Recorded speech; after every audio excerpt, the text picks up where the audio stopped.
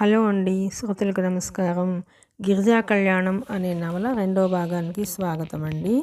చదువుతున్నది లక్ష్మి. ఈ నవల ఒకప్పుడు మా టీవీలో ప్రచారమైన రాధామధు అనే సీరియల్ అండి. ఆ సీరియల్ చూసి ఇష్టపడిన వాళ్లకు ఈ నవల తప్పకుండా నచ్చుతుంది అని అనుకుంటున్నాను. నచ్చితే కనుక లైక్ చేయండి, షేర్ చేయండి, సబ్స్క్రైబ్ చేయండి. ఇక కథలోకి వెళితే, మధ్యాహ్నం ఎండ ఎంతో తీక్షణంగా ఉంది. విజయవాడలో గ్రీష్మ ఋతువు అప్పుడే తన అధికారం నెలకొల్పుకోవటానికి తాపత్రయపడుతున్నట్లుగా ఉంది. 4 కుటుంబాలు కాపురం ఉంటున్న ఆవరణది. ఒక వాటాలో ఏది మాట్లాడినా రెండో భాగం వాడికి వినిపిస్తుంది. ఆఖరి వాటాలో 14 సంవత్సరాల కుర్రాడు మూలుగుతున్నాడు. అదే గదిలో కిటికీ దగ్గర కుర్చీలో కూర్చుని పసుపు నీలం రంగుల కలయికలతో వైర్ బ్యాగ్ని చకచకా అల్లుతోంది ఒక అమ్మాయి. ఎవరికోసమో ఎదురు చూస్తున్నట్లుగా వీధి వైపు మాటికి చూస్తున్న అమ్మాయి మూలుగు వినిపించగానే మంచం వైపు తిరిగింది. వెంటనే చేతులు అల్లుతున్న సామాన్ అక్కడ పడేసి లేచి వచ్చింది. రవి రవి భుజం తట్టి పిలిచింది. మంచంలో సొమ్మసిలినట్టుగా పడుకుని ఉన్న కుర్రాడు నీరసంగా కళ్ళు తెరిచాడు. గిరిజక్క దీనంగా చూశాడు. ఏమిట్రా? ఏమిటోగా ఉంది, చాలా భయం వేస్తుంది, చేతులు చేస్తూ అన్నాడు. గిరిజ చప్పున మంచం మీదకు వచ్చింది. రవి ముఖం నిండా చెమటలు అలుముకున్నాయి. మళ్ళీ గుండె నొప్పిగా ఉందా? తల మీద చేయి వేస్తూ అడిగింది. అవునన్నట్టు తల ఊపాడు. గిరిజ లేచి వెళ్ళి అల్మైరాలో ఉన్న ట్యాబ్లెట్ తీసి మంచినీళ్ళు పట్టుకు వచ్చింది. తమ్ముడిని లేపి కూర్చోబెట్టి ట్యాబ్లెట్ మింగించి మంచినీళ్ళు తాగించింది. రవి గట్టిగా ఆయాసపడుతున్నట్టుగా ఊపిరి పీలుస్తున్నాడు. అతని ముఖం నిండా చెమటలు అలుముకున్నాయి. గిరిజ తాలూకు విసనకర్ర తీసుకొచ్చింది. గిరిజ తాటాకు విసనకర్ర తీసుకొచ్చింది. తమ్ముడి తలని ఒడిలోకి తీసుకుని మెల్లగా విసరసాగింది. కొద్దిసేపటికి అతనికి నొప్పి తగ్గినట్టుగా ముఖం ప్రశాంతంగా అయింది. పోస్ట్ వచ్చిందా అక్క? నీరసంగా అడిగాడు. లేదురా, ఇవాళ ఎందుకో ఆలస్యమైంది. పోస్ట్ మ్యాన్ వచ్చి వెళ్ళిపోయాడేమో. నేను అన్నం తిన్నప్పటి నుంచి ఆ కిటికీ దగ్గర కూర్చుని చూస్తూనే ఉన్నాను. ఇంతవరకు ఎంత డబ్బు వచ్చింది? 434 రూపాయలు. రవి పాలిపోయిన పెదవుల మీద చిరునవ్వు మెదిలింది. అయితే ఇంకా నీ ప్రకటన ఖర్చు కూడా కాలేదన్నమాట. నేను అప్పుడే చెప్పానా లేదా? ప్రకటనలు చదవగానే దానం చేసే తీరుబాటు, శ్రద్ధ ఎవరికి ఉంటాయక్క? అలా అనుకురా. ఏమిటో, నాకైతే ఆ భగవంతుడు ఏదో రూపంలో తప్పకుండా మనకి సాయం చేస్తాడని నమ్మకం అనిపిస్తోంది. అదంతా ఒట్టి భ్రమక్క. మధు వచ్చి వెళ్ళాడా? లేదు, ఇంటర్వ్యూ ఉందని చెప్పాడుగా. అక్కడి నుంచి ఇంకా రాలేదేమో. రవి గిరిజ చేయి పట్టుకున్నాడు. అక్క, మధుమూర్తి ఎంతో మంచివాడు కదూ. మనం అడగకుండానే అన్నీ సాయం చేస్తాడు. అందుకని ఆ వరమ్మ గారికి కోపం. మొన్న నేను ఒకసారి వాళ్ళ ఇంటికి వెళితే ఆవిడ, నీకు మీ అక్కకి పని పాట లేదా, ఇల్లు పట్టుకుని తిరుగుతారు అంది. మధుని మా అక్క ఒకసారి వచ్చి వెళ్ళమంది అని చెప్పానో లేదో కళ్ళలేక చేసి నా మీదకి వచ్చింది. మా వాడికి మీ ఇంటి చుట్టూ తిరగటమేనా? ఇంకేం పని లేదా? పో, ఇంకెప్పుడు ఇలా కబుర్లు మోసుకురాకు. ఇలా మాటికి వాడి కోసం కబురు చేయవద్దని చెప్పు అని అరిచింది. బాప్రే, ఆవిడని చూస్తే నాకెంత భయం వేసిందో తెలుసా? నాన్న బ్రతికున్నప్పుడు ఆవిడ మన ఇంటికి అన్నగారు అంటూ ఎలా వచ్చేది? నాన్న దగ్గర ఎన్నిసార్లు డబ్బు అప్పు తీసుకుంది? రవి, నువ్వు అవన్నీ ఆలోచించుకు, నిద్రపో. గిరిజ తమ్ముడి తల మీద చేయి వేసి నిమిరింది. గిరిజ మెల్లగా విసురుతుంటే రవికి చెమటలు తగ్గినాయి. ఆరాటం శాంతించినట్లుగా నిద్రలోకి జారిపోయాడు. గిరిజ ఇంకా అలాగే విసురుతూ తమ్ముడి తల నిమురుతోంది. రవి శరీరం అనారోగ్యంతో కృషిస్తోందని వాడిని చూడగానే ఇట్టే తెలిసిపోతోంది. బుగ్గలు పీక్కుపోయినాయి. షర్టు వదిలైంది. పెదవులు ఎండినట్లుగా పగిలి బీటలు మారినాయి. గిరిజ తమ్ముడి చిక్కిన చెంపల్ని ఆత్మీయంగా అరచేతితో త్రాచింది. ఈ మాయదార రోగం వీడికి ఎందుకు రావాలి? వీడు కూడా అతనికి లేకుండా పోతే? గిరిజ గుండెలు ఉండ చుట్టినట్టయినాయి. అసలే 2 సంవత్సరాల క్రితం తండ్రి కామెర్లకి గురయ్యి మరణించడంతో తన జీవితం చీకటైపోయింది. ఆ కటిక చీకటిలో వీడు చిన్న ఆశాదీపంగా అయ్యాడు. తండ్రి పోయినా సరే ఒకరికొకరు అండగా ఈ ప్రపంచంలో ఎవరూ చూడకపోయినా పర్వాలేదు అన్నట్టుగా తెచ్చిపెట్టుకున్న ధైర్యంతో బ్రతుకుతున్నారు. భగవంతుడికి తన మీద ఎందుకు అంత కసి? వీడిని కూడా నాకు దక్కనీయను అన్నట్లుగా బెదిరిస్తున్నాడా? గిరిజ తమ్ముడి ముఖం కేసి తదేకంగా చూస్తోంది. తండ్రి పోయిన తర్వాత కొద్ది కాలానికి రవి అలసటగా నీరసంగా ఉంటోందంటుంటే తమ తండ్రి పైన బెంబేలితనం అనుకుంది. స్కూల్లో ఎప్పుడు అన్నింట్లోనూ వాడే ఫస్టు. అలాంటిది ఆటల్లో పాల్గొనడం మానేశాడు. ఎందుకురా అంటే, నాకేమిటో అలసటగా అనిపిస్తోంది అక్కయ్య అనేవాడు. తిండి సరిలేక నీరసపడ్డాడేమో అనుకుంది. తండ్రి పోగానే ఏవో కాస్త డబ్బు ముట్ట చెప్పారు అంతే. అది కాస్త ఆయన దహనక్రియలకి దినావారాలకే సరిపోలేదు. తండ్రి గుమాస్తాగా పనిచేసే సేట్ని ఏదైనా సాయం చేయమని అడిగింది. ఆయన ఒక 50 రూపాయలు చేతిలో పెట్టి రవిని చదువు మానిపించి తన కొట్లో లెక్కలు రాయడానికి పెట్టమని సలహా ఇచ్చాడు. గిరిజకి ఎందుకో మనస్కరించలేదు. కొద్ది రోజులు కష్టపడితే వాడు జీవితాంతం సుఖంగా ఉండవచ్చుని అనుకుంది. మధుమూర్తి కూడా రవిని చదువు మానిపించవద్దు అని సలహా ఇచ్చాడు. గిరిజ జాకెట్లు కుట్టి వైర్ బ్యాగులు అమ్మి టైప్ చేసి పెట్టి తృణమో పణమో సంపాదిస్తూనే ఉంది. కానీ అది ఇంట్లోకి అంతంత మాత్రంగానే సరిపోతుంది. గిరిజ ఆ రోజు పక్కింటి సీతారామయ్య గారికి కాగితాలు టైప్ చేసి పెట్టి వచ్చింది. గిరిజ వచ్చేసరికి రవి ఇంట్లో మంచం మీద పడుకొని ఉన్నాడు.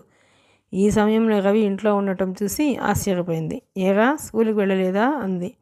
లేదక్క అన్నాడు. ఎందుకని? రవి మాట్లాడలేదు. గిరిజకి బాగా కోపం వచ్చేసింది. ఈ వారంలో నువ్వు స్కూల్ మానేయడం ఇది 3వసారి. ఎందుకు ఇలా చేస్తున్నావు? నువ్వు స్కూల్ ఎగ్గొట్టి క్లాసులు తప్పి ఇంట్లో కూర్చుంటే తినడానికి నాన్న మనకి సంపాదించి ఇచ్చి వెళ్ళడనుకున్నావా? నీ చదువు ఎప్పుడు పూర్తవుతుందా అని నేను రోజులు లెక్క పెట్టుకుంటున్నాను. దిండులో తలదూర్చుకుని పడుకున్న రవి ఎలాంటి సమాధానం చెప్పలేదు. గిరిజ రవి బ్యాగ్ తీసి పట్టుకొని వచ్చింది. లేచి స్కూల్కి వెళతావా లేదా? రవి దిండులోంచి తలెత్తి దీనంగా చూశాడు.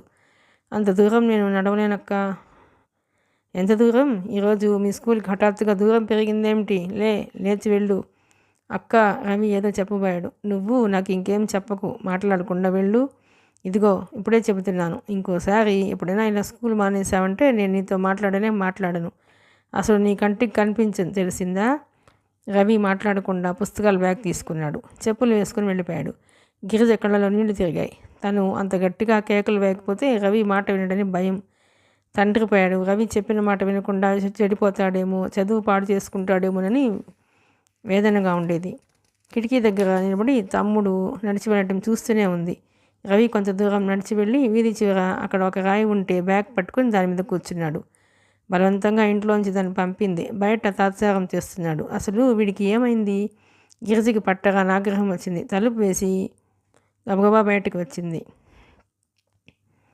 తలుపు తీసి గబగబా బయటకు వచ్చింది. కానీ అప్పటికే రవి రాయి మీద నుంచి లేచి మెల్లగా నడిచి వెళుతున్నాడు.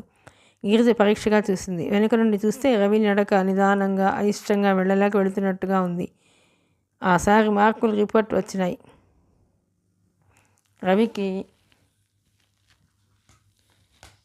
రవికి అన్నింటిలో తక్కువ మార్కులు వచ్చినాయి. గిరిజ బాగా కేకలు వేసింది. రవికి ఇమ్మనలేదు. 4 రోజుల తర్వాత ఫ్రెండ్ సంతోష్ రవి 4 రోజుల నుండి స్కూల్కి రావటం లేదని చెప్పగా విని నిశ్చేష్టురాలైంది. ఆ సాయంత్రం రవి ఇంటికి రాగానే గిరిజ నిలదీసింది. రవి వంచిన తల ఎత్తలేదు. గిరిజకి పిచ్చి ఆవేశం వచ్చేసింది. మూలనున్న గొడుగు తీసి ఎడాపెడా కొట్టింది. రవి ఏడుస్తుండిపోయాడు తప్ప జవాబు చెప్పలేదు. మగాయింపుగా ఎదురు మాట్లాడలేదు. ఆ సాయంత్రం మధుమూర్తి వస్తే గిరిజ తన మనసులోని బాధ చెప్పేసింది. వీడి మీద ఎన్నో ఆశలు పెట్టుకున్నాను, వీడేమిటి ఇలా చేస్తున్నాడు అంది. మధు గిరిజని అనునయించాడు. నువ్వు కంగారు పడకు, అసలు విషయం ఏమిటో నేను కనుక్కుంటాను. రవి మధుకు చెప్పాడు. నేను నడవలేకపోతున్నాను, నాకు ఊరికే ఆయాసం వస్తుంది. స్కూల్లో బోలెడు మెట్లు ఎక్కి దిగాలి. అక్కకి ఇది చెప్పినా అర్థం కాదు. మధు రవిని పరీక్షగా చూశాడు. రవి చిక్కిపోయి ఉన్నాడు. ఆమె మెడ దగ్గర ఎముక బాగా కనిపిస్తోంది. నీకు ఒంట్లో బాగుండటం లేదా రవి అని అడిగాడు. నాకు తెలియదు, ఆయాసం తప్ప నాకు ఇంకే బాధ లేదు. సాయంత్రం డాక్టర్ దగ్గరికి తీసుకువెళ్తాను పదా అన్నాడు. మధుమూర్తి ఆ సాయంత్రమే రవిని డాక్టర్ గారి దగ్గరకు తీసుకెళ్ళాడు. ఆయన ఎక్స్రేలు తీయించమని వ్రాసి ఇచ్చాడు. వీళ్ళ దగ్గరికి వెళితే ఇదే గొడవ అంటూ విసుక్కుంది గిరిజ. రవికి ఎక్స్రేలు తీయించారు. ఆ రోజు మధుమూర్తి రవిని వెంట పెట్టుకుని అవి తీసుకురావడానికి వెళ్ళాడు. గిరిజ సీతారామయ్య గారు కాగితాలు టైప్ చేస్తుంది. సీతారామయ్య గారు వకీలు చేస్తున్నాడు. గిరిజ తండ్రి మీద అభిమానంతో గిరిజకి టైప్ మిషన్ ఇచ్చి టైప్ చేసి పెట్టే పని అప్పగించారు. ఆయన నెల జీతం ఇస్తారు.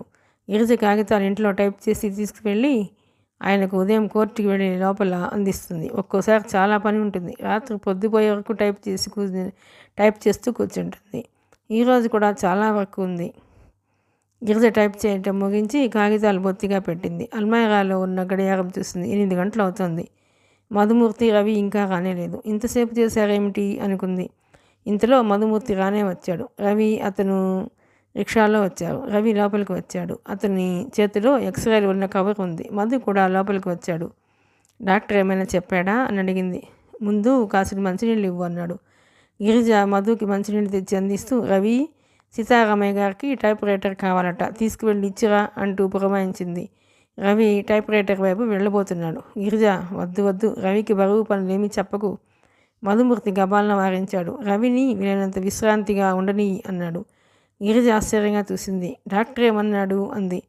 చెబుతానుగా, నువ్వు మొదట రవికి అన్నం పెట్టు, తిని పడుకుంటాడు అన్నాడు. గిరిజ వెళ్ళి రవికి అన్నం పెట్టింది.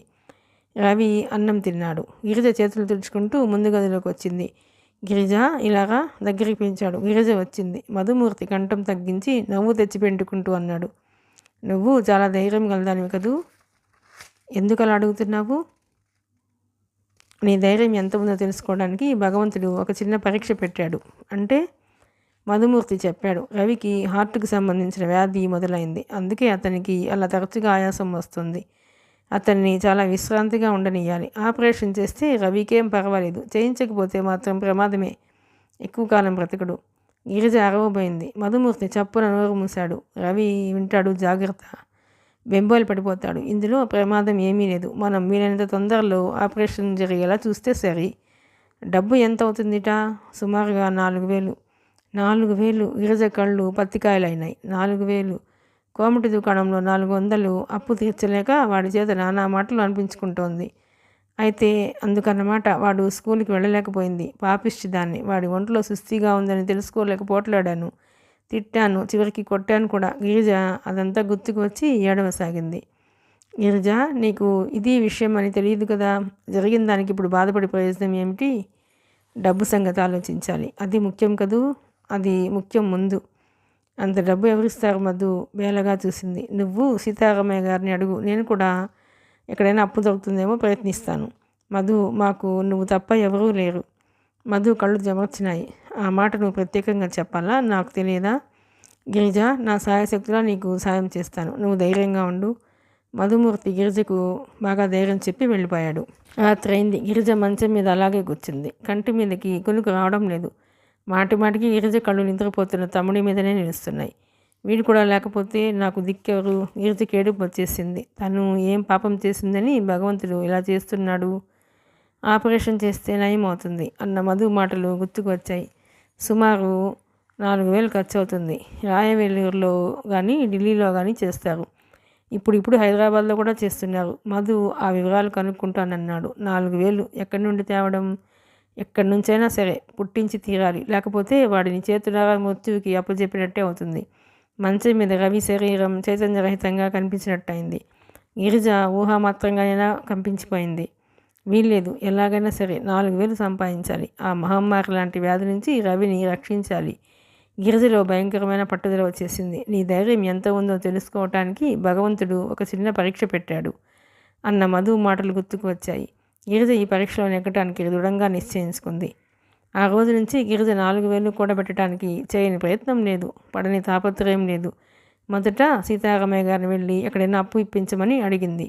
4,000? ఆయన ఆశ్చర్యంగా చూశాడు. ఎవరిస్తారు? నువ్వు ఎలా తీర్చగలవు అనే నమ్మకం మీద ఇస్తారు అన్నాడు. గిరిజ సమాధానం చెప్పలేకపోయింది. అతి కష్టం మీద ఆయన 400 ఇచ్చాడు. వాళ్ళని వీళ్ళని అడిగితే మరో 200 రూపాయలు అయినాయి. పోగు చేసిన ఈ డబ్బు కూడా నిలవటం లేదు.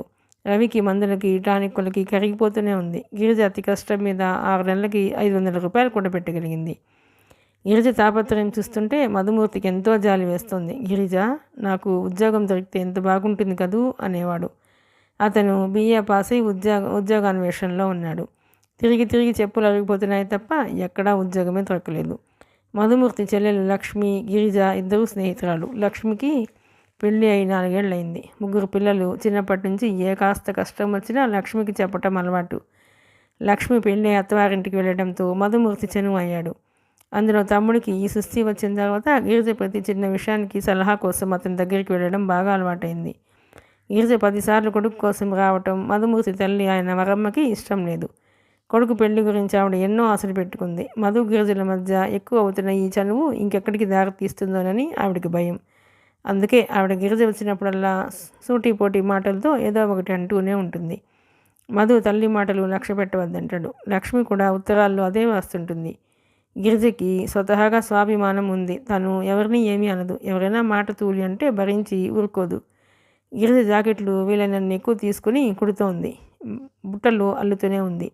ఒక్క నిమిషం కూడా వృధా చేయటం లేదు. అట్లా పని చేస్తే నీ కళ్ళు ఎందుకు పనికిరాకుండా పోతాయి అంటూ మధు మందలించేవాడు. ఒక్కోసారి గిరిజ చేతుల్లో వైర్ బ్యాగ్ లాగి అవతల పారేసేవాడు. గిరిజ రోజుకి 10 సార్లైనా తన దగ్గర ఉన్న డబ్బు లెక్క పెట్టేది. ఇంకెంత జమ చేయాలో గుర్తు చేసుకునేది.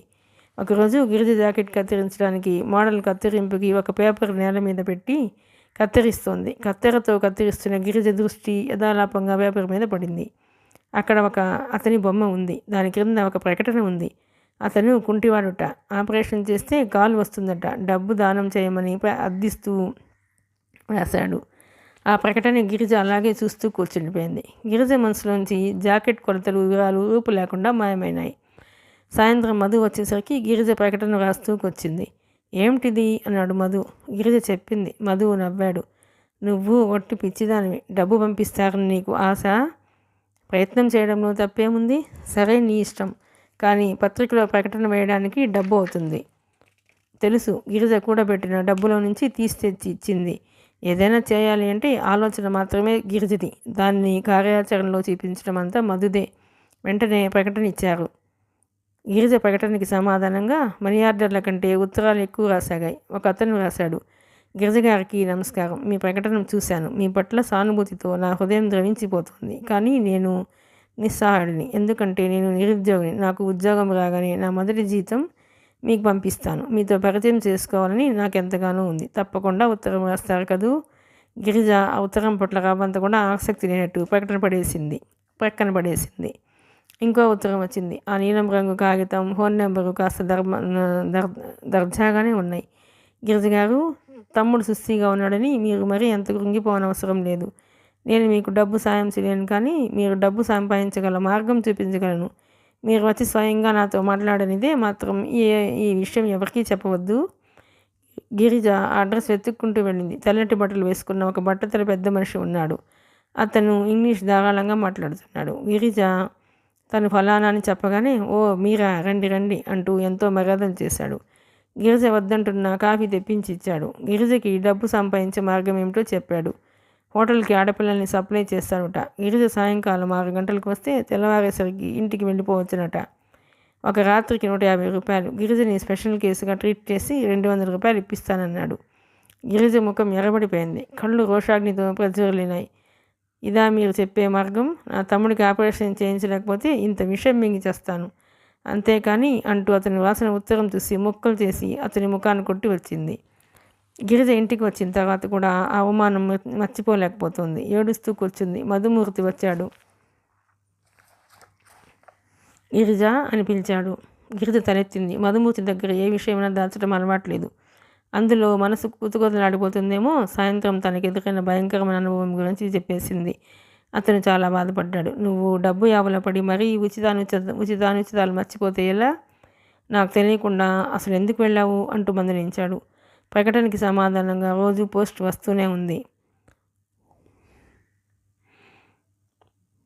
ఒక అతను రాశాడు. గిరిజాదేవి, మీ తమ్ముడికి వైద్యం చేయించలేను నేను, కానీ మీ తమ్ముడు పోతే ఒంటరిదాన్ని అవుతాననే దిగులు మాత్రం మీకు లేకుండా చేయగలను. మిమ్మల్ని నేను పెళ్ళాడతాను. నాకు మీ కుటుంబంతో పని లేదు, కట్నం అవసరం లేదు అంటూ రాశాడు. నేను ఇప్పుడు పెళ్లి కోసం ఏడుస్తున్నానా? గిరిజ ఉత్తరం గిరాటు కొట్టింది. ఒక మనీ ఆర్డర్ వచ్చింది. ఒక 10 సంవత్సరాల పాప చేసింది. కాన్వెంట్లో చదువుతోందిట. తన ఫ్రెండ్ని అడిగి చందాలు పోగు చేసి పంపింది.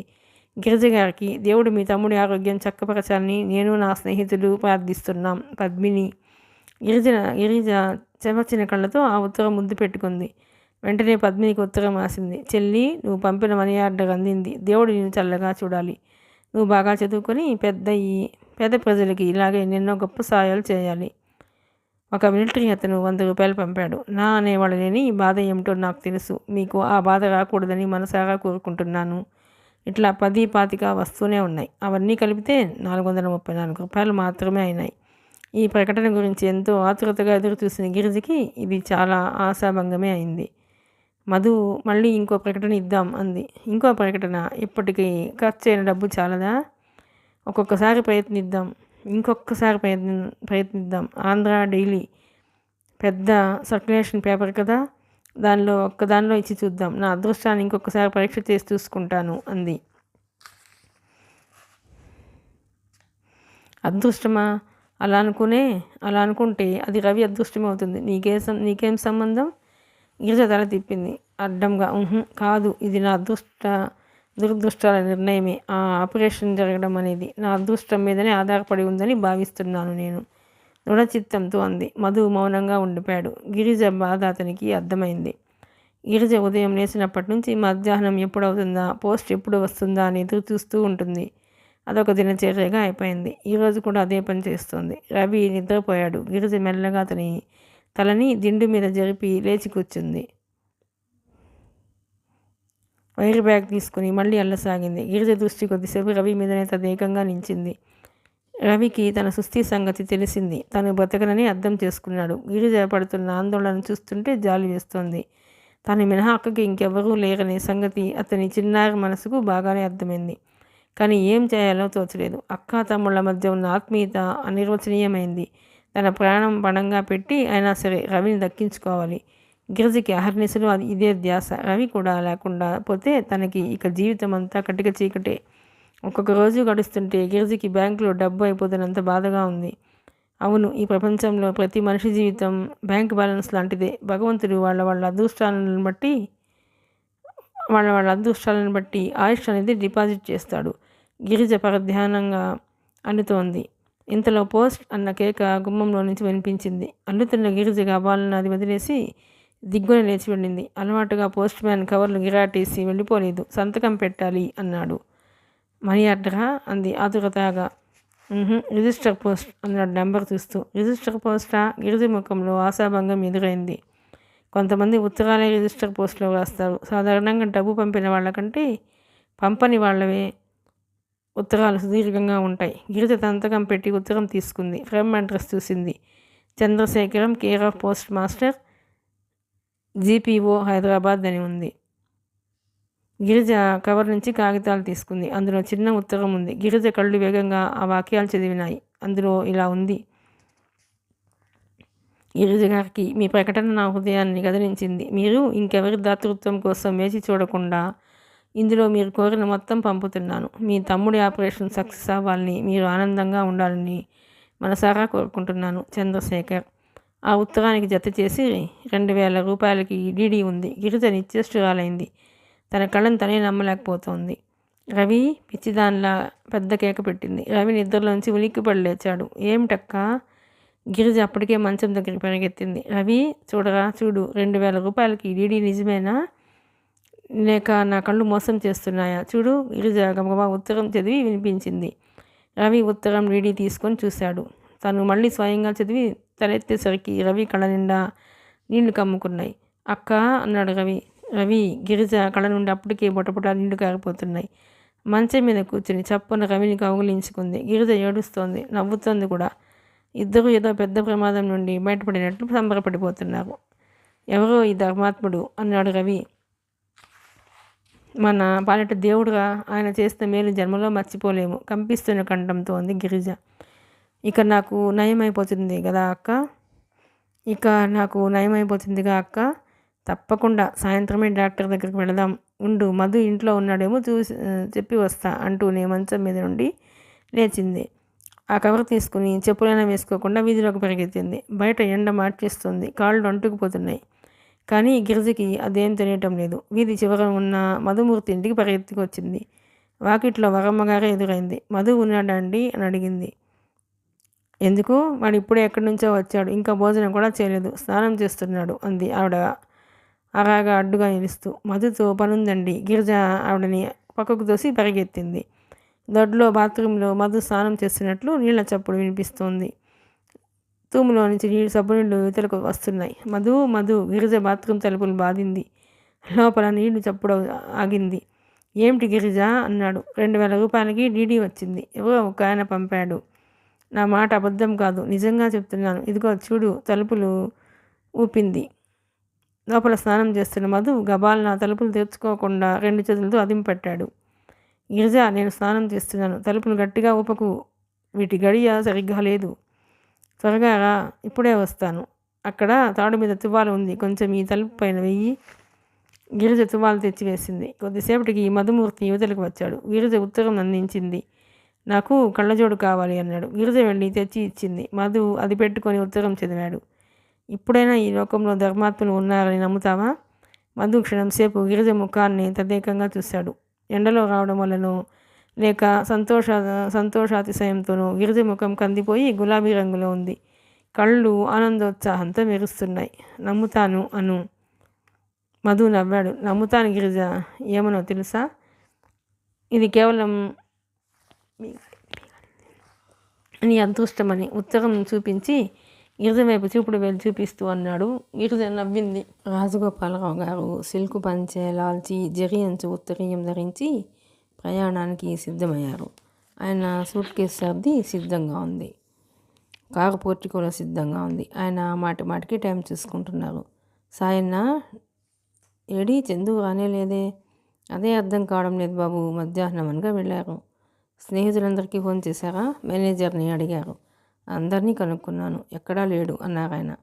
ఆయన నిట్టూర్చాడు. టైం అయిపోతుంది అన్నారు ఆయన. చిన్నబాబు ఎప్పుడు ఇంతే ఎదురుగా నిలబడితే మాటలతో మనల్ని కరిగించేస్తారు, చేతులతో మండిపోయేలా చేస్తారు అన్నాడు సాయన్న. ఇంతలో ఫోన్ గణగణ మోగింది. రాజగోపాలరావు గారు ఫోన్ తీసి హలో అన్నారు. అవతల నుంచి చందు గొంతు కంగారుగా వినిపించింది. తాతయ్య, రమేష్కి యాక్సిడెంట్ అయింది, చాలా సీరియస్గా ఉంది, నేను ఇంటికి రాలేను అన్నాడు. ఆయనకి చాలా కోపం వచ్చింది. మన ఊరి ప్రయాణం మర్చిపోయావు నువ్వు? సారీ తాతయ్య, దేవుడిలా చేస్తాడని నేను కల్లో కూడా అనుకోలేదు. నేనేం చేయను? నీ ఫ్రెండ్స్ ఎప్పుడూ ఉంటారు, ఈ ప్రయాణం మరోసారి రాదు. తాతయ్య, సృష్టిలో తీయనిది స్నేహమేనోయ్ అన్నారు. ఈ స్థితిలో వాడిని వదిలేసి వస్తే నేను మనిషిని కాదు, రాక్షసుడిని అన్నమాటే. నువ్వే చెప్పు. రావు బహదూర్ రాజగోపాలరావు గారు మనమడు ఉదయం లేని పాషాణం అనిపించుకోవటం నీకు బాగుంటుందా? Chandu, don't talk non sense. ఇంటికి రా. మీ అత్తయ్యకి వస్తున్నామని ఉత్తరం రాసాం. ఆవిడ ఏమనుకుంటుందో ఆలోచించు. ఏమనుకుంటుంది తాతయ్య? ప్రాణ స్నేహితుడు యాక్సిడెంట్ అయ్యి దెబ్బలు తగిలి ఉంటే వదినికి రమ్మంటుందా? అలా రమ్మని ఆవిడంటే అలాంటి వ్యక్తికి నేను కొంచెం గౌరవం కూడా ఇవ్వను, అసలే వెళ్ళను. అయితే నువ్వు ఊరు రావన్నమాట. రాలేను తాతయ్య, I'm helpless. Shut up. Thank you very much. Chandu వెంటనే ఫోన్ పెట్టేశాడు. చందు ఆయన ఫోన్లోనే అరచారు. అవతల నుంచి గుయ్యమన్న శబ్దం జవాబుగా వచ్చింది. ఫోన్ పెట్టేసిన రాజగోపాలరావు గారు ఉసూరుమంటూ కుర్చీలో కూలబడ్డారు.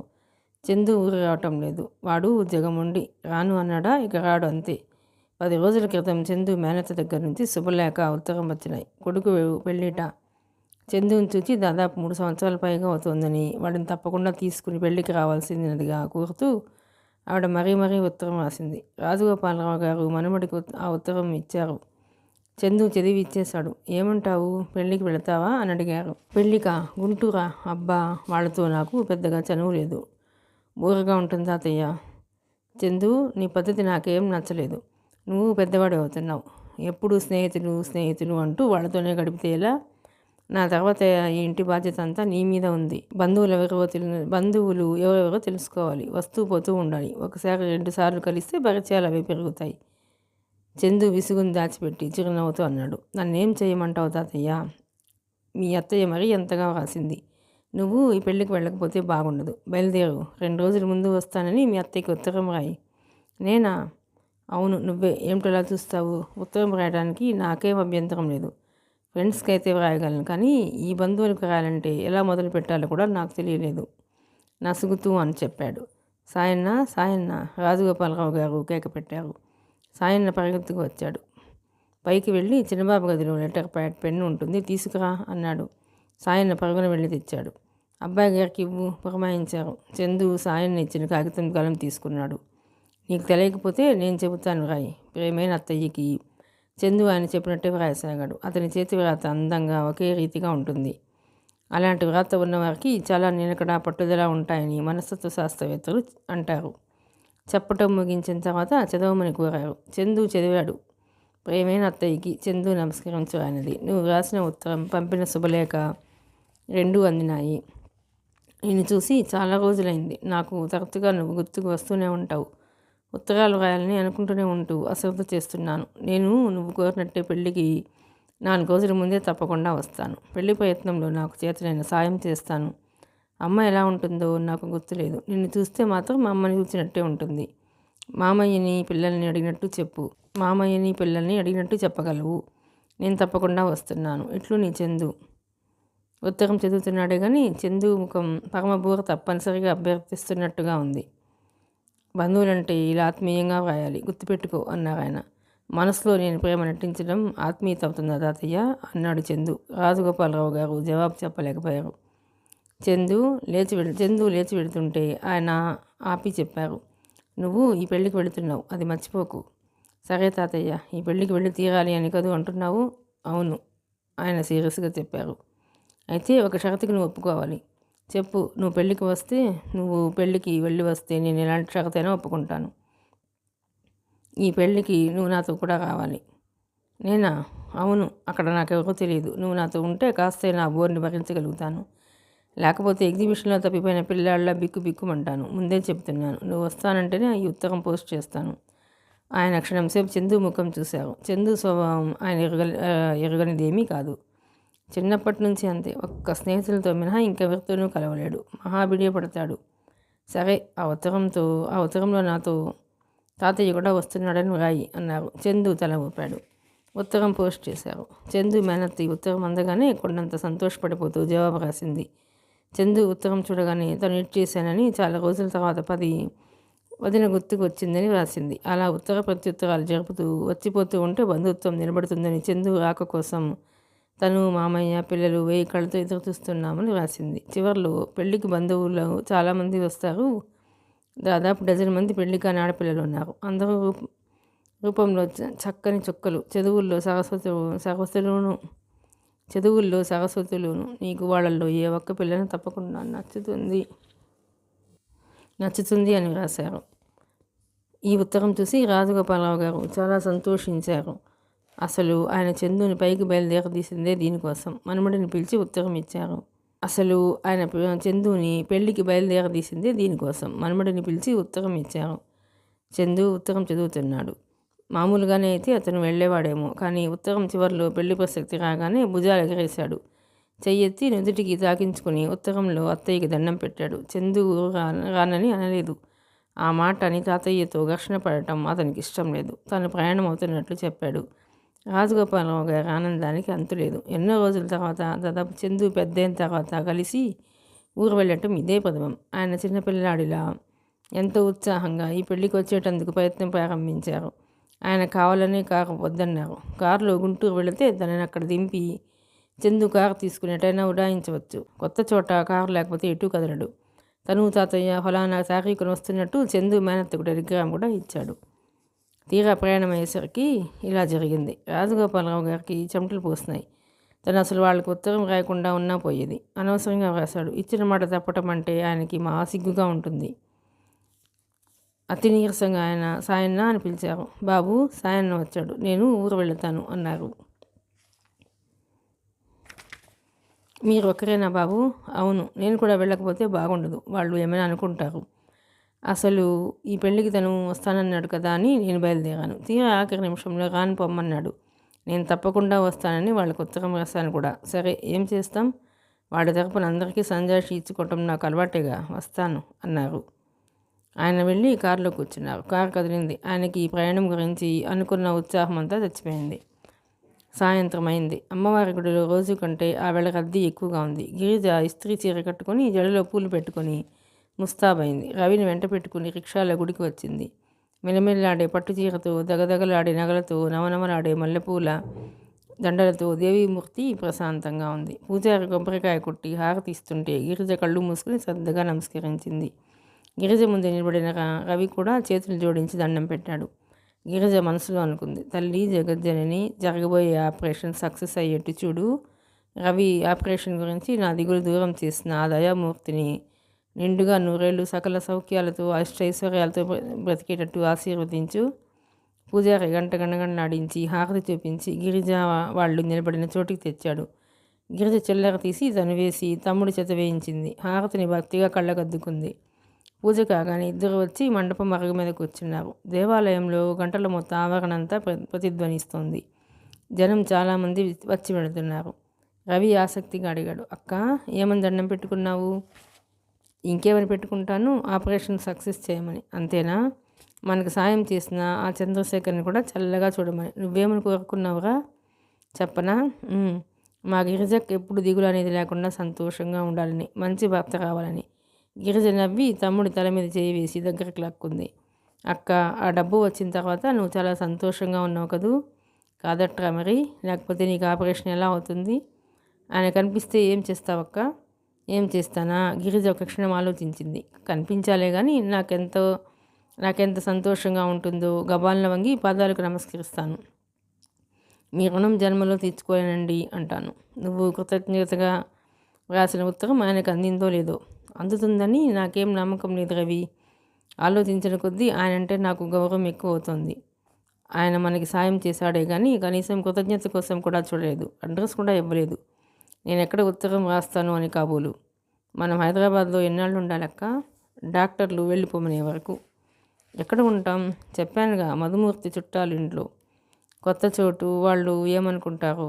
రవి, అలాంటి సంశయాలు పెట్టుకునే పరిస్థితి కాదు మనది. ఎలా ఉన్నా సర్దుకుపోవాలి. నువ్వు అసలు హాస్పిటల్లోనే ఉంటావు. నేను నీకు తోడుగా ఎక్కువగా అక్కడే ఉంటాను. అయినా మనతో మధు వస్తాడుగా, మనకెందుకు భయం అంది. రేపేగా మన ప్రయాణం? అవును, మధు టికెట్లు తెచ్చాడుగా. రేపు ఇప్పటికి ప్రయాణం హడావిడిలో ఉంటాం. ఒకసారి ఆ గుడి దీపాలు, వచ్చేపోయే జనం రద్దీ కళ్ళాగా చూస్తున్నట్లు చూశాడు. నేను మళ్ళీ తిరిగి వస్తాను అక్క. ఇవన్నీ మళ్ళీ చూస్తానా? నాకైతే ఇదే ఆఖరేమో అనిపిస్తోంది.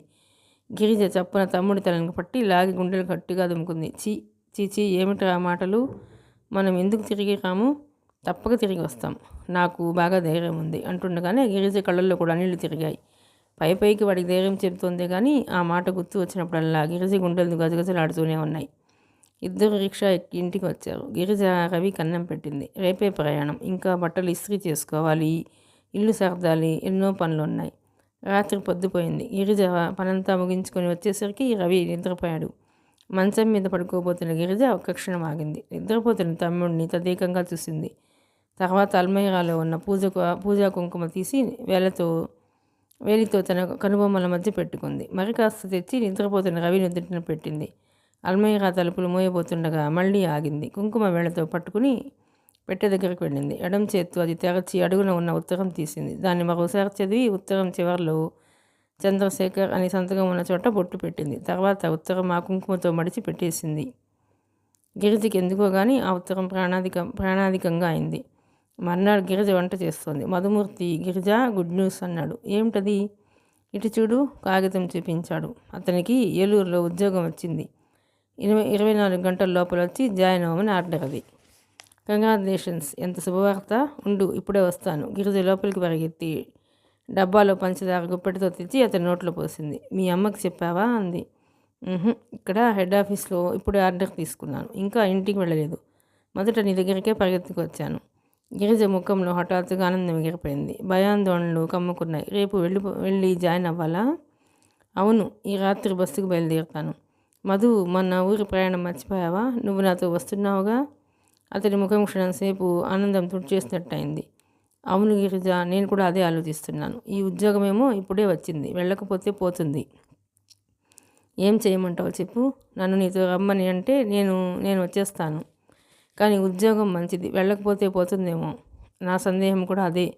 నీవు హైదరాబాద్ వెళ్ళటానికి భయం ఏమీ లేదు. వాళ్ళు చాలా మంచివాళ్ళు. నీకు ఏం సాయం కావాలన్నా చేస్తారు. నువ్వు భయపడిన అవసరం లేదు. నేను ఈ రాత్రికి వెళ్ళిపోయి రేపు ఉద్యోగంలో జాయిన్ అయ్యి 2 రోజులు చేసి సెలవు పెట్టి వచ్చేస్తాను. సరేనా?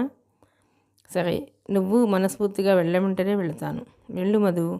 నిజంగానే చెప్తున్నావా? గిరిజ తల ఊపింది. మధు, గిరిజ హైదరాబాద్లో రైలు దిగ్గానే మలక్పేటలో ఉన్న తన బంధువుల ఇంటికి ఎలా వెళ్లాలో వివరంగా వ్రాసి ఇచ్చాడు. నేను ఇప్పుడే వాళ్ళకి టెలిగ్రామ్ ఇస్తాను అన్నాడు. మధుమూర్తి వెళ్ళిపోయాడు. అసలే ఆందోళనగా ఉన్న గిరిజకి మనసు మరింత వేదనగా తయారైంది. ఆపరేషన్ గురించి భయంగా ఉంది. మధు తన వెంట ఉంటే కాస్త నిశ్చింత. ఆ ఉద్యోగం కూడా ఇప్పుడే రావాలా? గిరిజ నిట్టూర్చింది. కానీ నిండా మునిగిన వాళ్ళకి ఇక చలేముంది. ఈ పరిస్థితిని తను ఒంటరిగా ధైర్యంగా ఎదుర్కోవటానికి నిశ్చయించుకుంది. అసలు ఆపరేషన్ మొదట రాయవేలూరులో చేయిద్దామని అనుకున్నారు. కానీ ఇక్కడ డాక్టర్కి హైదరాబాద్లో తెలిసిన డాక్టరు ఒక స్నేహితుడు ఉండటంతో హైదరాబాద్ అని మార్చుకున్నారు. బొంబాయి నుంచి హార్ట్ స్పెషలిస్టు వస్తాడట. ఆ టైంకి రవి అక్కడ ఉండే ఏర్పాటు చేశారు. హైదరాబాద్లో మధుమూర్తి బంధువులు కూడా ఉన్నారు. కొత్త చోట ఇబ్బంది లేకుండా సులభంగా ఉంటుందని భావించారు. ఆఖరి నిమిషంలో మధుమూర్తి ప్రయాణం ఇలా అయింది. పరీక్షలంటూ ప్రారంభమైతే అవి ఊపిరాడకుండా అడుగడుక్కి ఎదురవుతాయి. మనిషి సహనాన్ని నిర్దయగా బాధిస్తాయి అనుకుంది గిరిజ.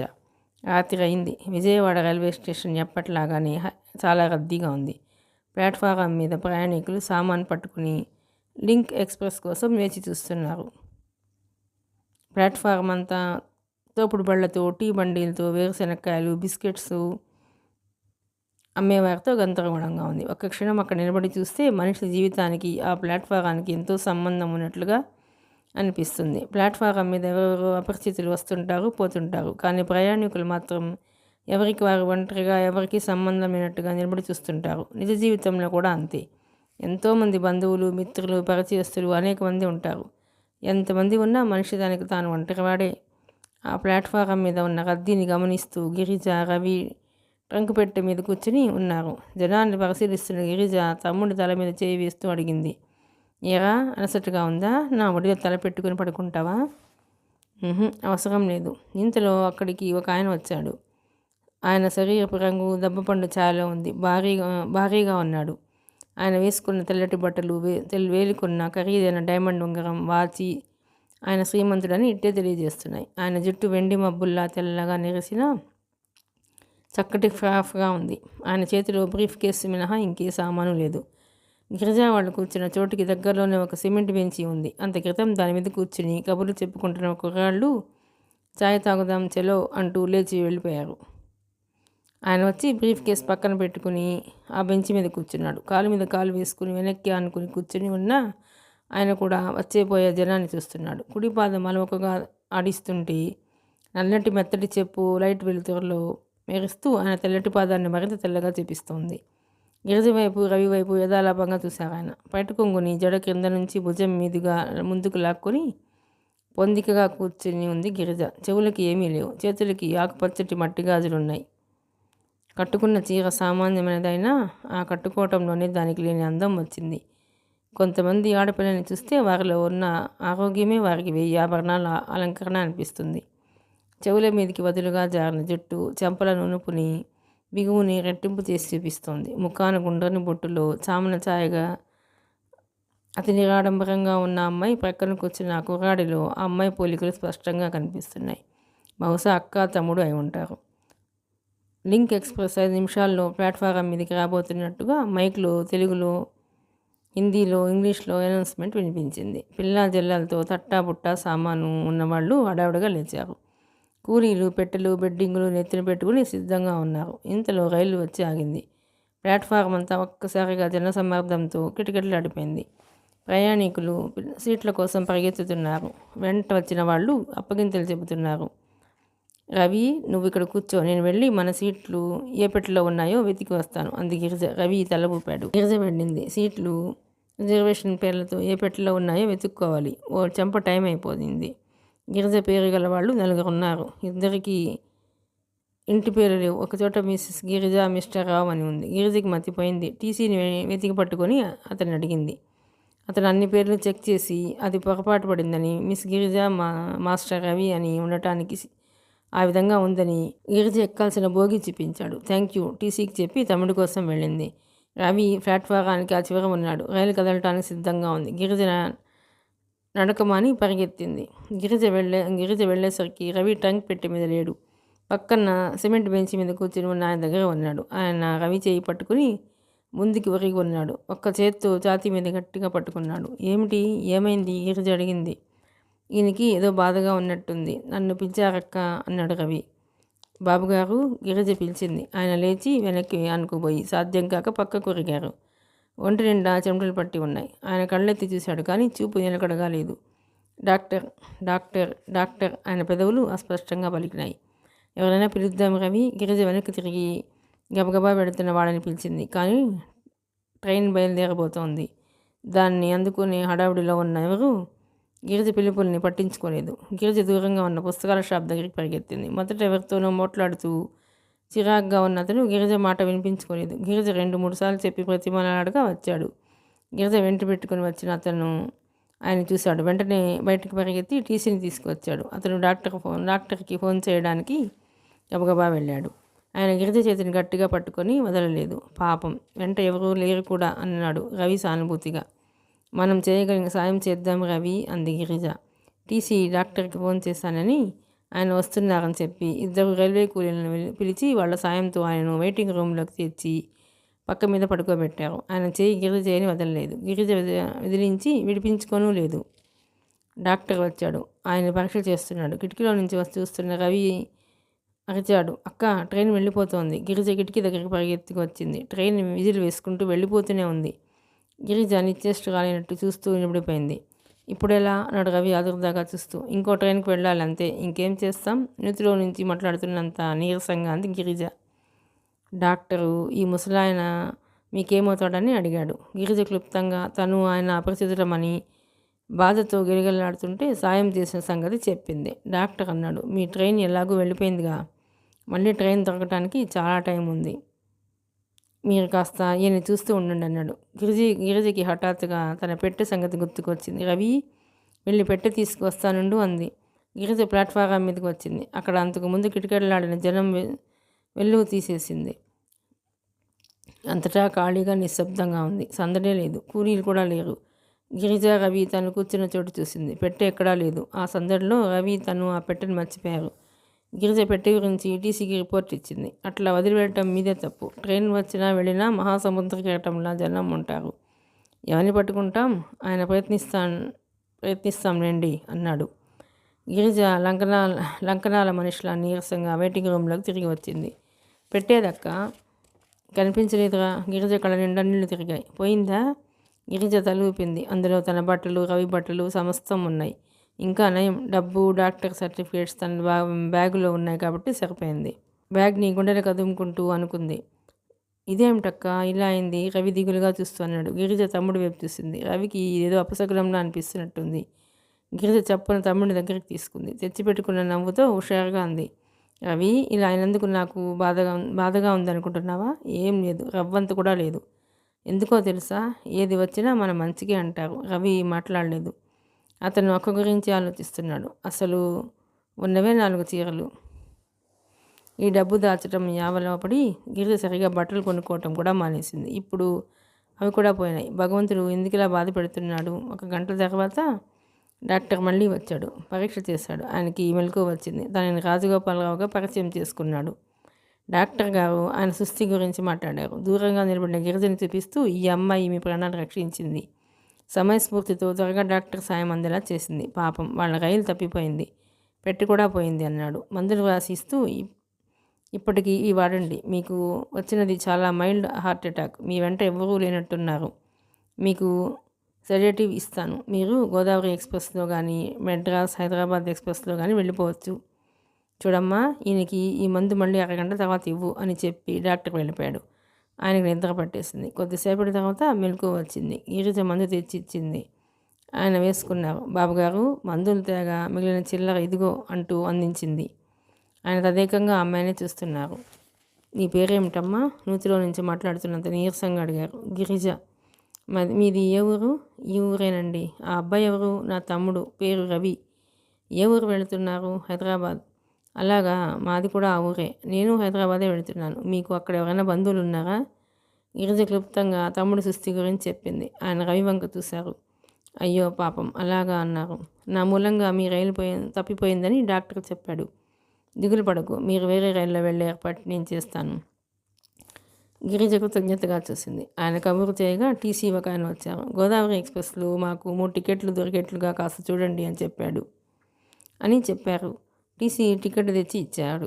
డాక్టర్ వచ్చి రాజగోపాలరావు గారికి ఇంజెక్షన్ ఇచ్చాడు. ఆయన నిద్రపోతారు. కాస్త మీరు చూస్తూ ఉండండి అంటూ ఆయన బాధ్యత గిరిజకి అప్పగించారు. ఈ ప్రపంచంలో ఒకరు ఆదుకోకుండా వదిలేసినా మరొకరు సాయం చేస్తారన్నట్లుగా గిరిజని రవిని లింక్ ఎక్స్ప్రెస్ వదిలేసి వెళ్ళిపోయిన కొన్ని గంటల అనంతరం గోదావరి ఎక్స్ప్రెస్ వాళ్ళతో పాటు రాజగోపాలరావుని తీసుకొని బయలుదేరింది. రాజగోపాలరావు గారు డాక్టర్ ఇచ్చిన ఇంజెక్షన్ మూలంగా రైలు బయలుదేరిన పావుగంటకు నిద్రపోయారు. గిరిజ ఆయనకు ఎదురుగా ఉన్న బెర్త్ మీద కూర్చుని ఉంది. రవి గిరిజ ఒళ్ళో తలపెట్టుకుని పడుకున్నాడు. రైలు వేగంగా వెళుతోంది. గిరిజ వెనక్కి తల ఆనించి కూర్చుంది. గిరిజ ఒడిలో నిద్రపోతున్న రవి ముఖంలో అలసట స్పష్టంగా కనిపిస్తోంది. గిరిజ తమ్ముడి చెక్కిడి నిమిరింది. ఎదురుగా రాజగోపాలరావు గారు నిద్రపోతున్నారు. ఆయన నిద్రలో పక్కకు తిరిగారు. బెర్తు అంచుకు వచ్చారు. గిరిజ వంగి చప్పున ఆయన పడకుండా చెయ్యి అడ్డు పెట్టింది. కొద్దిసేపటికి ఆయన వెల్లికిలా తిరిగారు. రైలు వెళుతోంది. గిరిజకి ఆ రైలు చీకటి సముద్రంలో ఈదుకుంటూ వెలుగు తీరం వెతుక్కుంటూ వెళుతున్న ఆసరా నావలా అనిపించింది. జీవితం ఎంత గమ్మత్తైనది. కొద్ది గంటల క్రితం ఈయన ఎవరో తనకు తెలియదు. ఇప్పుడు హైదరాబాద్ చేరే వరకు సంరక్షకురాలిలా బాధ్యత స్వీకరించింది తను. గిరిజ చూపులు మళ్ళీ రవి మీదకి మళ్ళినాయి. వీడి ఆపరేషన్ సక్సెస్ అవుతుందా? తను డబ్బంటే సమకూర్చుకోగలిగింది, కానీ ఆయుష్ అది భగవంతుడి చేతిలో ఉంది. ఆయన తన చల్లటి చూపు చూస్తాడా? ఒకవేళ రవికి ఏదైనా అయితే తనది ఇదే ఆఖరి ప్రయాణం. గిరిజ కంఠంలో ఏదో అడ్డుపడ్డట్టయింది. ఆపరేషన్ రవి భవిష్యత్తు పట్ల కాదు, తన భవిష్యత్తుకి తీర్పు చెప్పబోతోంది. తూర్పున తెల్లవారుతోంది. గోదావరి ఎక్స్ప్రెస్ రాత్రంతా ప్రయాణం చేసి అలసిపోయిన దానిలా సెగలు కక్కుతూ వచ్చి సికింద్రాబాద్ స్టేషన్లో ఆగింది. సాయన్న ఫస్ట్ క్లాస్ కంపార్ట్మెంట్ వెతుకుతూ వస్తున్నాడు. రాజగోపాలరావు గారు అప్పటికే మేలుకొని అరగంట అయింది.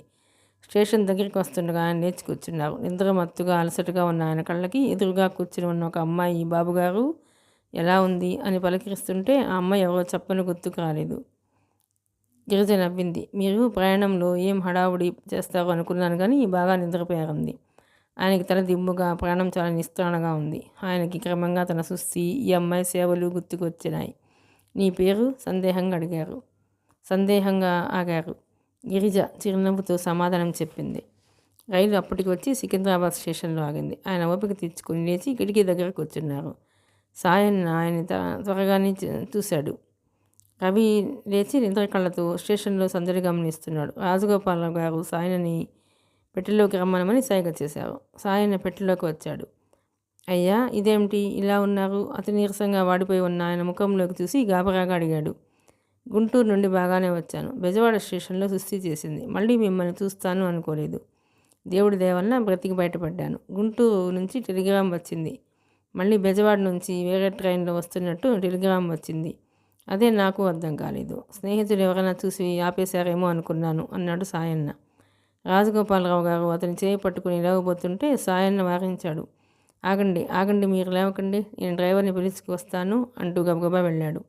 మీరు ఎక్కడికి వెళతారమ్మా? సాయన్న వెళ్ళిన తర్వాత ఆయన గిరిజను అడిగారు. గిరిజ బ్యాగ్లో నుండి కాగితం తీసిచ్చింది. దోవ తెలుసా? ఈ ఊరు మేము రావటం ఇదే ప్రథమం. ఇంతలో సాయన్న వెంట డ్రైవర్ గబగబా వచ్చాడు. సాయన్న ఆయన బ్రీఫ్ కేసుని తీసుకున్నాడు. ఒకవైపు సాయన్న, మరోవైపు డ్రైవర్ భుజాలను ఆసరా ఇవ్వగా ఆయన వాళ్ళిద్దరి మీద బరువు ఆపి లేచారు. ఆయన కంపార్ట్మెంట్ల నుండి దిగబోయే ముందు సాయన్నకు గిరిజను చూపించి, సాయన్న, ఈ అమ్మాయి మూలంగానే నాకు సమయానికి డాక్టర్ సహాయం అందింది. పాపం చాలా శ్రమపడింది అన్నారు. సాయన్న గిరిజ వైపు కృతజ్ఞతగా చూశాడు. సాయన్న డ్రైవర్ ఇద్దరూ పూర్తి ఆసరా ఇచ్చి నడిపిస్తుండగా ఎలాగో స్టేషన్ దాటి బయటకు వచ్చారు. గిరిజ, రవి కూడా వాళ్ళ వెంట బయటకు వచ్చారు. బయట ఆయన కోసం తెల్లటి పొడిగాటి కారు వేచి చూస్తోంది. డ్రైవర్ ఆయన పట్టుకుని దాని తలుపు తెరిచాడు. అందులో ఎక్కిపోయే ముందు ఆయన సాయన్నతో, ఇదిగో సాయన్న, ఈ అమ్మాయి వాళ్ళకి ఈ ఊరు తెలియదట. నువ్వు వాడు ట్యాక్సీలో తీసుకెళ్ళి జాగ్రత్తగా ఇంటి దగ్గర దింపిరా. అడ్రస్ కాగితం ఆ అమ్మాయి దగ్గర ఉందిట అన్నారు. అట్లాగేనయ్యా అన్నాడు. చూడు ట్యాక్సీకి డబ్బులు నువ్వే ఇవ్వు. ఆయన గిరిజ వైపు చూశారు. వస్తానమ్మా అన్నారు. గిరిజ ఆయనకి చేతులు జోడించి నమస్కరించింది. ఆయన జేబులో నుండి విజిటింగ్ కార్డు తీసి గిరిజ చేతికి అందించారు. నీకేదైనా అవసరమైతే నాకు ఫోన్ చెయ్యి అన్నారు. గిరిజ కార్డు తీసుకుని తల ఊపింది. ఆయన కారులో కూర్చున్నారు. డ్రైవర్ డోర్ వేశాడు. తెల్లటి కారు రాజహంసలా రిబ్బని వెళ్ళిపోయింది. సాయన్న వెళ్ళి ట్యాక్సీ తీసుకువచ్చాడు. ఎక్కండమ్మా అన్నాడు. రవి, గిరిజ వెనక సీట్లో ఎక్కారు. అడ్రస్ కాగితం ఏదమ్మా అని అడిగాడు సాయన్న. గిరిజ బ్యాగ్ తెరిచి అడ్రస్ కాగితం తీసి ఇచ్చింది. మలక్పేట. పోనీ అన్నాడు సాయన్న కాగితం చూసి టాక్సీ డ్రైవర్తో. ట్యాక్సీ చాలా దూరం ప్రయాణం చేసింది. వీధులు దాటి మలుపులు తిరిగి చివరికి ఒక సందులో ఉన్న ఇంటి ముందు ఆగింది. సాయన్ అడ్రస్ కాగితం తీసుకుని ఇదిగో ఇదే ఇల్లు అన్నాడు. గిరిజ, రవి దిగారు. అది 3 వాటాల ఇల్లు. మధ్య వాటా తాళం పెట్టి ఉంది. సాయన వెళ్ళి అడ్రస్లో ఉన్న పేరు రామలింగం గారు కావాలని అడిగాడు. పక్క వాటా వాళ్ళు వచ్చారు. ఆయన మనుమరాలు పోయిందట. రాత్రి వాళ్ళు ఊరు వెళ్ళారని చెప్పారు. ఆ మాట వినగానే గిరిజ ముఖం వెలవెలాపోయింది. ఏం చేస్తారు మరి? ఇంకెవరైనా తెలుసా అని అడిగాడు సాయన్న. గిరిజ తెలియదన్నట్టు తల ఊపింది. ఇప్పుడెలా? రవి గిరిజ వైపు ఆందోళనగా చూస్తున్నాడు. గిరిజ క్షణంసేపు ఆలోచించింది. ఇక్కడెక్కడ సత్రాలు ఉండవా అంది. సాయన్న తలగొక్కున్నాడు. హోటల్స్ అయితే చాలా ఉన్నాయి. సత్రాలు ఉంటాయి కానీ నాకు తెలియవు. గిరిజ నిట్టూర్చింది. డాక్టర్ గారి దగ్గరికి సరాసరి వెళ్తాం అంది. అదెక్కడ? గిరిజ బ్యాగ్లో నుండి మరో కాగితం తీసింది. అందులో బెజవాడ డాక్టర్ గారు ఇచ్చిన రికమెండేషన్ లెటర్ ఉంది. సాయన్నకి అడ్రస్ చెప్పింది. మళ్ళీ 3 ట్యాక్సీలో కూర్చున్నారు. దాదాపు 8 గంటలు అవుతుండగా డాక్టర్ గారి క్లినిక్కి వచ్చారు. Bye clinic ఊడుస్తున్నాడు. సాయన్నను చూసి డాక్టర్ గారు 10 గంటలకు కానీ రారు అని చెప్పాడు. పర్వాలేదు, ఆయన వచ్చే వరకు కూర్చుంటామంది గిరిజ. వరండాలో బెంచి ఉంది. గిరిజ, రవి దాని మీద కూర్చున్నారు. నేను వెళ్ళనా? సాయన్ని అడిగాడు. వెళ్ళు. అతను వెళ్ళబోతుంటే పిలిచింది. బ్యాగ్లో నుంచి 20 రూపాయలు తీసి సాయన్నకి ఇస్తూ ట్యాక్సీకి డబ్బు ఇవ్వు అంది. వద్దు, మా అయ్యగారికి మీరు చాలా సాయం చేశారట. మీ దగ్గర ట్యాక్సీ డబ్బులు తీసుకోవద్దన్నారు. వస్తాను అని సాయన్న వెళ్ళిపోయాడు. సాయన్న వెళ్ళిపోగానే రవి ఒక్కసారిగా ఏడవసాగాడు. ఏమిటి కంగారుగా అడిగింది. మనతో మధుమూర్తి రాలేదు. వాళ్ళు ఊళ్ళో లేరు. ఈ మహాపట్నంలో మనకు తోడు ఎవరక్క? గిరిజ తమ్ముని దగ్గరికి తీసుకుంది. రవి, ఆ మాట అనుకురా ప్లీజ్. దిక్కులేని వారికి దేవుడే దిక్కు అని నువ్వు వినలేదు? నువ్వు బెంబేలు పడకు, నేనున్నాగా, నీకెందుకు అంటూ అనునయించింది. రాత్రంతా ప్రయాణమేమో. రవి చాలా అలసిపోయాడు. ఆకలేస్తోందా అని అడిగింది. అవునన్నట్టు తలూపాడు. గిరిజ క్లినిక్ పుడుస్తున్న బాయ్ని ఫ్లాస్క్ అడిగింది. ఫ్లాస్క్ లేదంటూ అతను 2 గ్లాసులు ఇచ్చాడు. ఇక్కడెక్కడైనా హోటల్ ఉందా అని అడిగింది. అదిగో ఎదురుగా ఉంది అంటూ చూపించాడు. అక్కడ మొక్కల దగ్గర ఉన్న పంపు దగ్గర ఇద్దరు ముఖాలు కడుక్కున్నారు. గిరిజ వెళ్ళి గ్లాసుల్లో కాఫీ తెచ్చి రవి చేత తాగించి తను తాగింది. రవి ఇక కూర్చొనినట్టు బెంచి మీద పడుకున్నాడు. గిరిజ రవి వైపే చూస్తోంది. రవిని వదర్చడానికి ఇంత క్రితం ధైర్యవచనాలు గొప్పగా చెప్పింది కానీ తనకి కూడా తలోలోపల మనసులో భయాందోళనలుగానే ఉన్నాయి. కానీ తనకి తానే ధైర్యం చెప్పుకోసాగింది. నేను పిరికితనం ఎందుకు పోవాలి? అనవసరంగా భయపడుతున్నాను. ఏం చేస్తాం? కొంతమంది జీవితాలు చూస్తే నా అనే అండదండలతో, డబ్బు దశకంతో వడ్డించిన విస్తరలా ఉంటాయి. వాళ్ళు అదృష్టవంతులు. మరికొంతమంది బతుకులు బాగా కష్టపడితే కానీ ఆ విస్తరలోకి అన్నీ సమకూరవు. కష్టపడే శక్తి గల ఏ వ్యక్తికైనా వెరపు అనేది ఆ చుట్టుపక్కల ఉండనే ఉండదు. 10 గంటలు అవుతుండగా డాక్టర్ గారు వచ్చారు. గిరిజ పరిస్థితి విని ఆయన జాలిపడలేదు, విసుక్కున్నాడు. ఇలాంటి కొత్త చోట్లకు వచ్చేటప్పుడు అలా ఒక్క అడ్రస్తో రాకూడదు. 2-3 అడ్రస్లు తెచ్చుకోవాలి. నేను ఆపరేషన్ సంగతి చూడగలను కానీ మిగతా అవన్నీ పట్టించుకునేందుకు నాకు తీరబడేది. రవికి ఆపరేషన్ కూడా ఆయన చేయడు. బొంబాయి నుంచి స్పెషలిస్ట్ ఒక ఆయన వస్తున్నాడు. ఆయన ఇక్కడ వారం రోజులు ఉండి ఇలాంటి కేసులు 4-5 చేసేసి వెళ్ళిపోతాడు. ఆయన తన పని ముగించుకొని రవిని తీసుకెళ్ళి రవిని ఉస్మానియాలో చేర్పించాడు. గిరిజతో ఇక నా పని అయిపోయింది, అంతా వాళ్ళే చూసుకుంటారు. నేను రేపు ఢిల్లీ వెళ్తున్నాను. అక్కడ నాకు కాన్ఫరెన్స్ ఉంది. వారం రోజుల వరకు తిరిగి రాను. ఆపరేషన్ ఎలా అయిందో అక్కడి నుంచి ఫోన్ చేసి తెలుసుకుంటాను అంటుండగానే ఆయన కోసం ఎవరో వచ్చారు. ఆయన వాళ్ళతో కలిసి వెళ్ళిపోయారు. రవికి హాస్పిటల్ దుస్తులిచ్చి జనరల్ వార్డులో పడుకోబెట్టారు. గిరిజకి రవికి ఆ హాస్పిటల్ ఒక మహాలోకంలా ఉంది. ఎవరూ ఎదుటివారి మాట వినిపించుకోరు. ఎవరికి వారే హడావుడిగా పరిగెడుతున్నట్టు వెళ్ళిపోతున్నారు. అంతా తొందరే, ఒకటే హడావుడి. పెద్ద వాళ్ళు వస్తున్నారు. వాళ్ళకి ప్రత్యేక సదుపాయాలు చేయాలి. ఇలాంటి చిన్న వాళ్ళని నిదానంగా చూసే తీరిక వాళ్ళకి ఎక్కడుంది? రవి గిరిజని పట్టుకుని వదలలేదు. అక్కడ మంచాల మీద పడుకున్న రోగుల్లో దీనత్వం, చూడటానికి వచ్చేవారి ముఖాల్లో బాధ, మొత్తానికి అందరి ముఖాలు ఏదో బాధని భరిస్తున్నట్లే ఉన్నాయి. అది జనరల్ వార్డు. ప్రతి రోగికి ప్రక్కనే సాయంగా ఒకరిని ఉండనిస్తారు. ఈ మాట వినగానే గిరిజ అమ్మయ్య అనుకుంది. రాజగోపాలరావు గారు ఊరి నుంచి వచ్చి వారం రోజులైంది. ఆయన ఈ వారం రోజులు ఫ్యామిలీ డాక్టరు గురుమూర్తి చికిత్సతో బాగా కోలుకున్నారు. ఆయనకు సుస్థి చేసిందని తెలిసి చూడటానికి పోయేవారి సంఖ్య ఈరోజే కాస్త తగ్గింది. తాతయ్య సుస్థి పడ్డారని తెలియగానే చందు కూడా కంగు తిన్నాడు. ఈ వారం రోజులు దగ్గరే ఉండి శుశ్రూషలు చేశాడు. ఆయన మనుమడిని చూస్తూ అన్నారు. చందు, నువ్వు ఇంటి పట్టున ఉండాలంటే ఎప్పుడు నాకేదైనా సుస్థి ఉండాలన్నమాట అన్నారు. అవేం మాటలు తాతయ్య? ఇలాగా చందు దగ్గరగా వచ్చాడు. ఇలా కూర్చో. చందు మంచం మీద కూర్చున్నాడు. ఆయన చందు చేతిని తన చేతిలోకి తీసుకుంటూ అనునయంగా అన్నారు. నాకు ఇంకా భూమి మీద నూకలు ఉన్నాయి కాబట్టి బ్రతికి బయటపడ్డానని అనుకో. అదే ఆ రోజు నాకు ఈ రుణం తీరిపోయినట్టయితే. చందు మాట్లాడలేదు. ఈయన తాపత్రయం ఏమిటో అతనికి అర్థం కాదు. హాయిగా 75 సంవత్సరాల జీవితాన్ని సకల సుఖాలతో అనుభవించాడు. ఇంకా ఎందుకు ఈ ఆరాటం? నీ పెళ్ళి అయిపోతే నాకు ఎప్పుడు ఎక్కడ పోయినా దిగులు లేదు. చందు లేవబోయాడు. ఆయన చేయి పట్టి ఆపటంతో మళ్ళీ కూర్చున్నాడు. ఆయన అన్నారు, చందు, నా మాట ఒక్కటి విను. ఈ సృష్టిలో ప్రతి దానికి ఒక నియమం ఉంది. ఈ ప్రాణం అనేది ఉందే, మనం తల్లిదండ్రుల దగ్గర ఎలా పుచ్చుకుంటామో మళ్ళీ మన పిల్లలకి మన ద్వారా సంక్రమించనియాలి. వృద్ధి చెందటం అనేది ఈ ప్రకృతి లక్షణం. నీకు పెళ్లి మీద ఎందుకు ఇష్టం లేదో నాకు అర్థం కాదు. కనీసం నువ్వు ఈ ఇంటిని గురించి అయినా ఆలోచించాలి. ఈ ఇంటి ఆచార వ్యవహారాలుగా కొన్ని సాంప్రదాయాలు ఉన్నాయి. వాటిని శ్రద్ధగా నెరవేర్చే వ్యక్తి కావాలి. ఈ ఇంటిని ఏళ్ల తరబడి నుంచి అంటిపెట్టుకొని విశ్వాసంగా మసలుతున్న సాయన్న, మాలి, వంట మనిషి, పని మనిషి లాంటి నౌకర్లు ఉన్నారు. వాళ్ళ మంచి చెడ్డలు చూసేటందుకైనా మనిషి కావాలి. నువ్వు పెళ్లి చేసుకోకపోతే ఈ బాధ్యతలు ఎవరు చూస్తారు? వాటికి ఒక మనిషిని పెట్టుకుంటే సరిపోదా తాతయ్య? ఆయన అసహనంగా చూశారు. నువ్వు పెళ్లి చేసుకోకపోతే ఈ వంశం ఎలా నిలుస్తుందిరా? దానికేముంది? అనాథ శరణాలయం నుంచి ఎవరినైనా తెచ్చుకుంటే సరే. ఏం మాటలు రావి? నువ్వు మతి ఉండే మాట్లాడుతున్నావా? ఆయన కోపంగా లేవబోయారు. ఓకే, దీని గురించి మనం తర్వాత మాట్లాడుకుందాం, ఇప్పుడు కాదు. నువ్వు అసలే నీరసంగా ఉన్నావు, ఆవేశపడకు. చందు తాతగారి భుజాలు పట్టుకుని వెనక్కి కానించి పడుకోబెట్టాడు. ఎప్పుడు అడిగినా తర్వాత అంటావు. ఆ తర్వాత ఎప్పుడు వస్తుందో నాకు తెలియకుండా ఉంది. ఈ లోపల నా జీవితం తెల్లవారిపోయేట్లుంది. అనాథాశ్రమం నుంచి తెచ్చుకుంటాడట. మన వంశం పేరు ప్రతిష్ట. చందు బూరగా చూశాడు. ఇంతలో ఫోన్ మోగింది. వెళ్ళి తీశాడు. ఏమిట్రా రమేష్? నిజంగానా? అతని ముఖం మతాబులా వెలిగిపోయింది. ఫోన్ పట్టుకుని తాతగారి వైపు తిరిగాడు. తాతయ్య, ఈరోజు గుర్రపు పందాల్లో మన స్వీట్ డ్రీమ్ గెలిచిందట. చీర్స్ అని ఫోన్లోకి. రమేష్, నేను ఇప్పుడే వస్తున్నాను రా, మనం గ్రాండ్గా సెలబ్రేట్ చేసుకుందాం అని ఫోన్ పెట్టేశాడు. తాతయ్య, నేను నీకు రాత్రికి ఇక కనిపించను, ఇప్పుడే చెప్పేస్తున్నాను, గుడ్ నైట్, టాటా అనేసి వెళ్ళిపోయాడు. రాజగోపాలరావు గారు నిట్టూర్చారు. వాడి కాలు క్షణం ఇంట్లో నిలవదు. ఒకవేళ నిలిచిన ఆ రాకాసులు ఊరుకోరు, రమ్మనమని పిలుస్తారు. వాళ్ళు పిలిచారంటే చందు పగ్గాలు వేసి పట్టుకున్న ఆగడు, తెంచుకొని పారిపోతాడు. ఈ కళ్ళతో వీడి పెళ్ళి అనేది చూస్తానా? ఫోన్ మళ్ళీ గణగణలాడింది. మేనేజర్ వచ్చి తీశాడు.